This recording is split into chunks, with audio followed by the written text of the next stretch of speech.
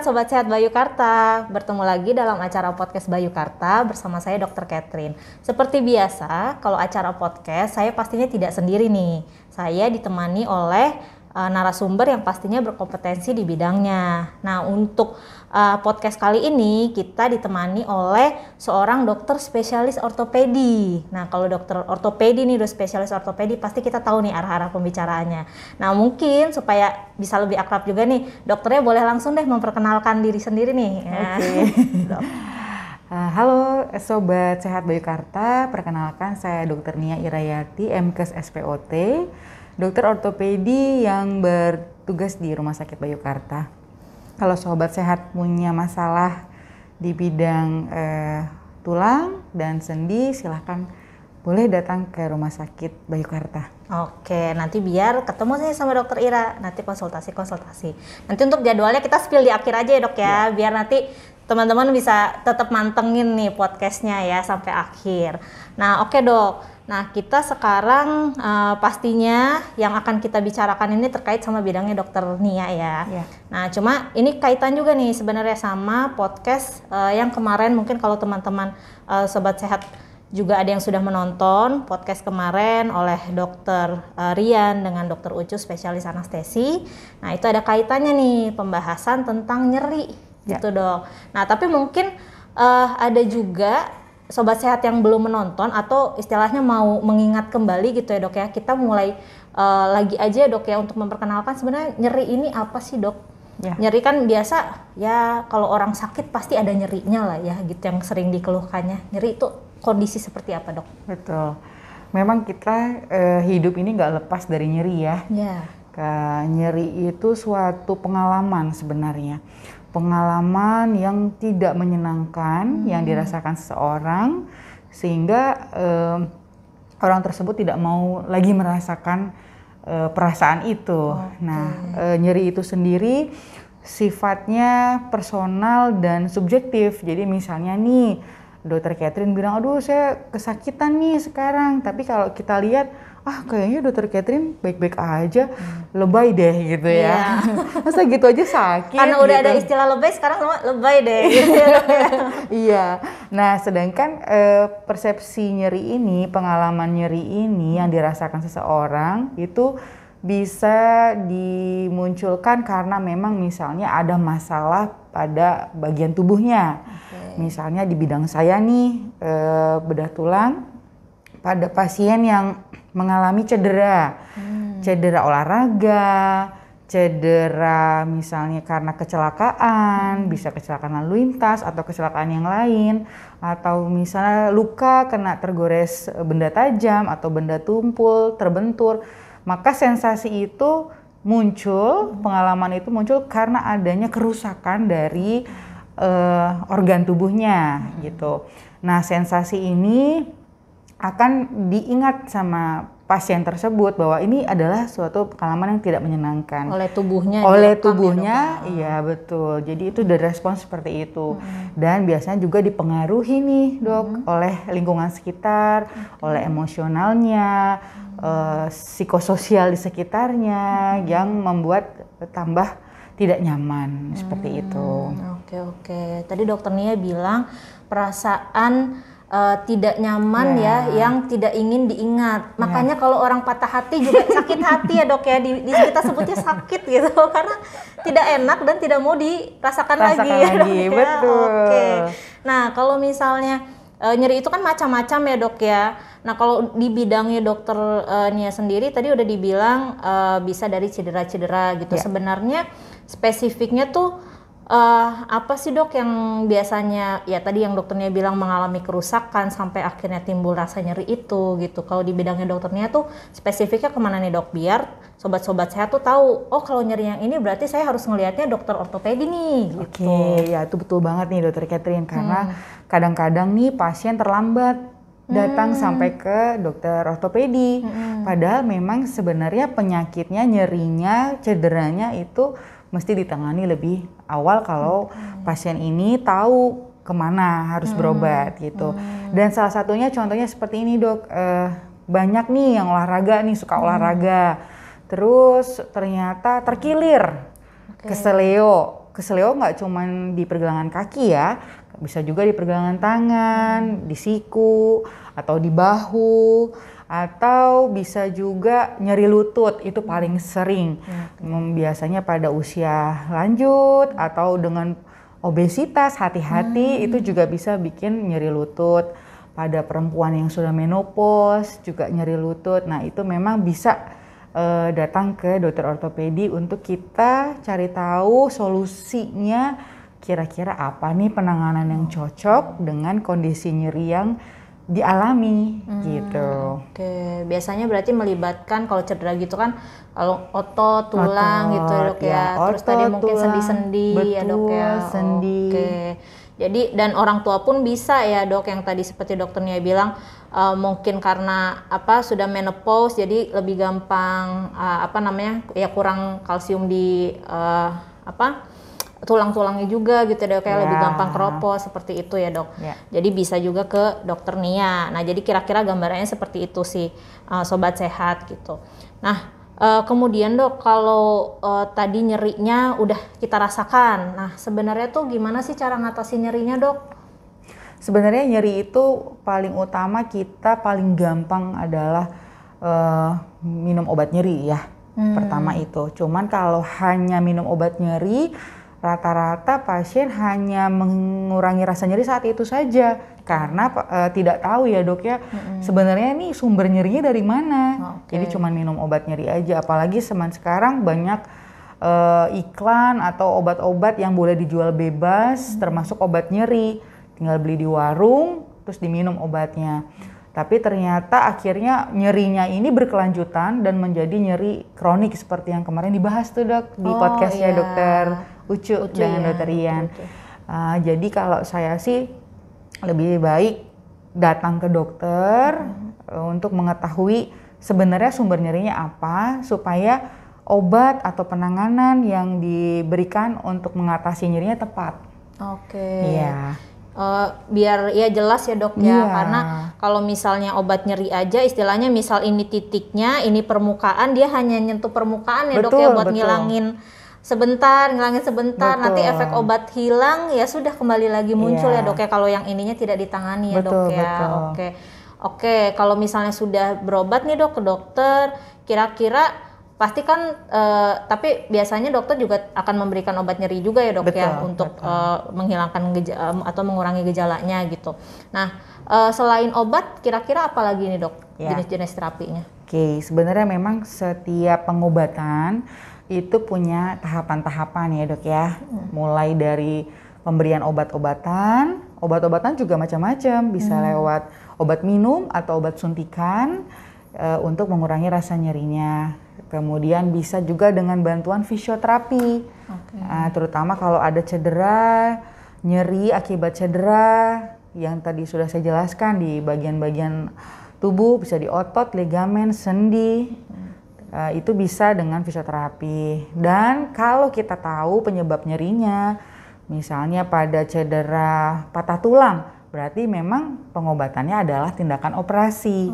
Jadi step-step itu memang ada gitu. Cuman memang saat ini nih lagi tren dok, pengobatan nyeri dengan intervensi namanya. Intervensi, letaknya di mana nih dok dari yang tahapan tadi dokter bilang? Ya, sebenarnya dari dulu tuh intervensi ini ada, cuman memang jarang yang akhirnya melakukan karena pasien rata-rata setelah minum obat terus tahu apa obat nyerinya dan cocok itu terus diminum dok, dan nggak kontrol ya. Akhirnya hilang nih pasiennya. Atau ada juga pasien yang memang pada saat datang terus dikasih obat sama dokter dan sudah tahu penyebabnya dan langsung operasi, akhirnya tahapan si intervensi nyeri ini bisa dilewati. Jadi intervensi nyeri sendiri itu suatu treatment, suatu penanganan nyeri yang masuk dalam penanganan nyeri non-operatif. Jadi kalau kita di bidang kedokteran itu ada pengobatan konservatif dan operatif. Oh, ini berarti masuknya konservatif. Ya, jadi kalau pasien udah minum obat, kemudian fisioterapi juga sudah dilakukan, jangka waktu sudah bisa dibilang 3 bulanan, tapi nyerinya menetap, kemudian sumber nyerinya masih belum jelas gitu ya. Biasanya intervensi nyeri ini dipakai untuk mengatasi rasa nyerinya. Atau pada pasien yang misalnya nggak mau operasi nih dok, padahal sudah dikasih tahu sebenarnya solusinya, penyebab nyerinya kita harus lakukan tindakan operasi, pembedahan. Tapi pasien menunda karena berbagai hal. Nah, letak intervensi nyeri ini bisa kita pakai untuk treatmentnya. Untuk treatmentnya sebelum menuju operasi. Ya, yang ketiga bisa juga pasca operasi dok. Oh, pasca operasi juga. Bisa. Jadi pada pasien-pasien pasca operasi yang masih merasakan nyeri setelah tindakan operasi, tapi nyerinya sudah masuk dalam nyeri kronis ya dok ya. Jadi pengobatan operasi, pembedahan, pengangkatan atau pemasangan implan sudah dilakukan, tapi 3 bulan berjalan pasiennya masih nyeri nih. Kita bisa masuk dengan intervensi nyeri untuk mengatasi rasa nyerinya. Oke, jadi tapi kalau yang intervensi ini bisa dibilang berlakunya untuk yang nyeri-nyeri kronis ya dok ya? Nyeri kronis. Kalau nggak salah kemarin yang dari dokter Ucu bilang sekitaran 3 bulan ya dok ya, nyeri-nyeri yang sudah dirasakan selama 3 bulan. Itu 3 bulan dengan pengobatan atau misalnya nih kan ada juga dok, misalnya orang-orang yang kayak ditahan terus gitu ya dok ya. Jadi setelah misalnya 3 bulan dia ngerasa wah ini mah udah mulai mengganggu banget, baru dia berobat gitu. Tapi dalam jangka waktu 3 bulan ini jadi belum ada treatment sama sekali misalnya dok. Ya. Nah itu udah termasuk juga dok? Bisa kita ya, lakukan karena dianggap itu sebuah nyeri kronis. Okay. Biasanya juga kita lakukan intervensi nyeri dengan lakukan penyuntikan, dengan menggunakan bantuan dengan alat imaging ya, pencitraan USG supaya kita bisa fokus pada titik yang kita tuju dan mengurangi adanya cedera atau kerusakan pada jaringan sekitar yang tidak diinginkan, misalnya ketusuk saraf atau ketusuk pembuluh darah atau bahkan ketusuk tulang, itu kan memberikan sensasi nyeri. Nah, dengan bantuan ini tetap kita setelah pemberian intervensi nyeri dengan suntikan, kita berikan obat juga dok, obat nyeri melalui minum. Itu kita kombinasikan dan setelah itu ada baiknya kita tetap lakukan fisioterapi. Jadi sebenarnya suatu penanganan nyeri itu nggak bisa sendiri-sendiri. Kayak komprehensif gitu. Iya, dia harus komprehensif. Dan nggak cuman itu, pasiennya sendiri juga harus mau diedukasi untuk merubah cara hidupnya, aktivitas hari-harinya untuk bisa menunjang pengobatan atau penanganan nyerinya gitu. Dan lagi apalagi tadi kata dokter Nia sempat bilang ini dipengaruhi juga biasa sama emosi ya dok ya, sama lingkungan. Jadi mungkin secara terapinya sudah tepat tapi sugesti juga ada ya dok yang mempengaruhi. Emosional gitu. Pasiennya mempengaruhi juga, psikis pasiennya juga mempengaruhi. Dengan adanya pengobatan yang komprehensif, penanganan nyerinya diharapkan bisa membantu mengurangi nyerinya lebih baik lagi, dan pasien yang diharapkan sebenarnya adalah kualitas hidup pasiennya. Kalau nyeri, kira-kira kita mau nggak sih melakukan aktivitas kita dengan senang gitu, dengan sukacita? Kalau zaman sekarang tuh dok istilahnya kayak mager dok. Mager banget rasanya tuh kayak aduh badan sakit-sakit gitu ya dok ya. Malah tambah sakit ya dok ya. Rasanya tuh nggak enak gitu kan ngapa-ngapain ya dok ya. Berarti bisa ngaruh juga ke aktivitas kekerjaan ya. Makanya kenapa harus ditangani dengan tepat untuk nyeri ini ya sobat sehat gitu. Jadi ya kalau misalnya sobat sehat ada pengalaman seperti ini gitu, ada nyeri-nyeri yang kira-kira sudah lama kok nggak hilang-hilang ya, udah sempat berobat atau beli obat sendiri, konsumsi obat anti nyeri kok nggak hilang-hilang ya, mungkin bisa mulai coba untuk konsultasi nih ke dokter Nia ya. Kalau khususnya nyeri-nyeri untuk yang muskuloskeletal atau tadi ya hubungan sama otot, tulang, persendian ya dok ya. Oke dok, sekarang pertanyaannya, kenapa ya kita ngomongin ini? Benar ya. Ada sesuatu kayaknya nih dok. Betul. Kan tadi kalau misalnya dibilang bisa konsultasi nih ke dokter Nia gitu. Konsultasinya ke Bayu Karta aja langsung atau gimana dok? Ada proses tahapannya dan menujunya ke poli mana sih dok? Oke. Nah ini pertanyaan bagus nih dokter Catherine, karena banyak pasien yang sebenarnya dia nggak paham nih sebenarnya nyerinya mau kemana dan harus apa gitu ya. Memang kalau sudah tahu ada perasaan tidak menyenangkan, nyeri, boleh datang ke dokter umum dulu, boleh dokter puskesmas juga, mereka tahu harus ngapain gitu ya. Tapi setelah ada pengobatan ternyata masih nyeri dan tidak terselesaikan, boleh datang ke klinik Bayu Karta, ada klinik nyeri nih. Oh ada ya dok klinik nyeri. Dengar-dengar sih gitu ya. Dengar-dengar. Bentar lagi nih kayaknya mau Bentar launching lagi. dok. Jadi harus ditungguin nih kapan nih kira-kira launchingnya. Nanti dokter Nia akan in charge di situ dok? Ya. Dan beberapa teman-teman dokter spesialis lain juga akan bersama-sama kita berusaha menuju bebas nyeri ya di Indonesia ini. Ya, karena saya juga dengar kemarin dok dari dokter Ucu kalau nyeri itu bebas nyeri adalah salah satu hak asasi manusia juga ya dok ya. Benar. Jadi hak asasi manusia tuh perlu disokong nih, didukung gitu. Salah satunya dengan kita menghadirkan klinik nyeri ini gitu dengan tentunya para dokter-dokter yang berkompeten di bidang tersebut seperti itu ya dok sekali. Ya. Dari sekian pembicaraan kita gitu, kita tentunya pasti ingin mengambil intisari nih apa yang penting untuk benar-benar dipahami oleh Sobat Sehat. Mungkin dokter Nia bisa memberikan take home message-nya buat kita semua. Oke. Sobat Sehat Bayu Karta, ingat kalau udah nyeri kita harus tahu nih penyebab nyerinya apa dan datangnya kemana, harus ketemu siapa supaya nyerinya itu nggak berkelanjutan dan jadi bikin gangguan pada aktivitas hari-hari kita, menurunkan kualitas hidup kita.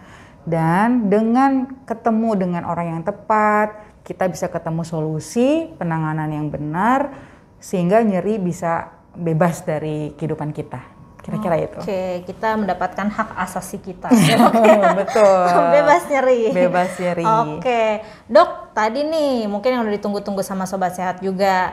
Jam prakteknya dokter Nia kan ini katanya mau ada klinik nyeri nih. Nah, tapi mungkin nanti nih kita spill jadwalnya ya supaya Sobat Sehat juga rajin untuk mantengin nih media sosialnya Bayu Karta. Nah, tapi untuk yang sekarang untuk poli-ortopedi ya dok ya, poliklinik ortopedi, jadwalnya dokter Nia kapan aja dok? Oke, untuk jadwal praktek saya ada di hari Senin jam 10.30 sampai jam 12.30, di hari Selasa dan Kamis di pukul 10 hingga 12 siang.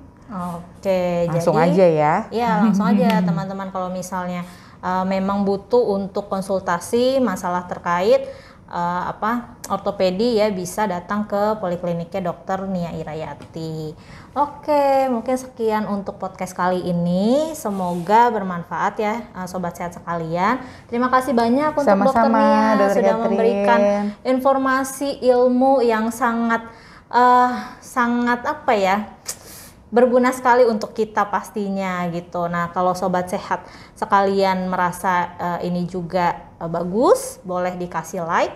Dan kalau sangat bermanfaat, bisa dibantu sebarkan juga. Dan jangan lupa subscribe juga di YouTube Rumah Sakit Bayu Karta. Oke Sobat Sehat, jangan lupa terus pantengin media sosial dari Rumah Sakit Bayu Karta karena akan banyak info-info yang akan kita berikan juga setiap harinya, termasuk untuk pembukaan klinik nyeri nantinya di Rumah Sakit Bayu Karta. Mungkin sekian untuk saat ini. Kita akan bertemu lagi dalam podcast selanjutnya. Terima kasih. Sakit itu nggak ribet, ke Bayu Karta aja.